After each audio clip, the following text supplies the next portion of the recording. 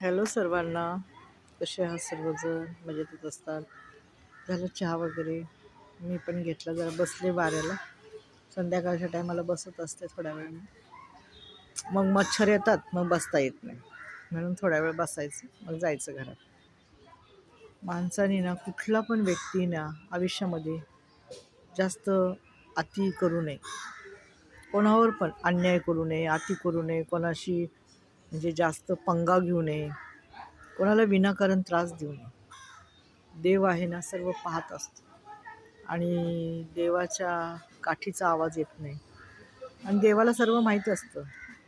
आणि देव योग्य वेळी, योग्य ठिकाणी, योग्य टायमाला तो शिक्षा देतो. आणि जास्त माणसाने अति केलं ना, अति तिथं माती ही होतच असते. मी नेहमी माझ्या व्हिडिओमध्ये सांगायचे जास्त अति केलं ना, तिथं माती ही होतच असते. म्हणून प्रत्येक व्यक्तीने पैसा आला, जवानी आली, काही तुमचं घमेंड आली, तुम्हाला 4 चाकी गाडी आली, फ्लॅट आला, बंगला आला, गाडी आला, तर ती ना त्याची तुम्ही ना बिलकुल हे नका करू, घमेंड धरू नका, कोणाशी असं दाखवू नका कोणाला की अरे बघा मी किती भारी.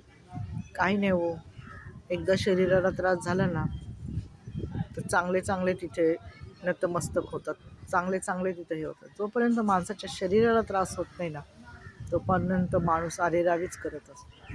ज्या दिवशी आपल्या शरीराला वेदना होतात, त्रास होतात, त्या दिवशीच माणसाचं तोंड हे बंद होतं आणि त्या दिवशीच माणूस देवाला हात जोडतो की देवा मला लवकर बरं कर, मला चांगलं कर, मला असं कर.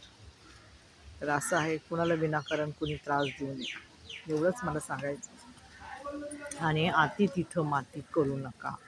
जास्त अति केली तिथं ही माती होती आणि देवाच्या काठीचा आवाज येत नाही. पण देवाची लाठी जेव्हा पडते ना, तेव्हा चांगले चांगले सुधरून जातात, एवढं मात्र खरं. धन्यवाद.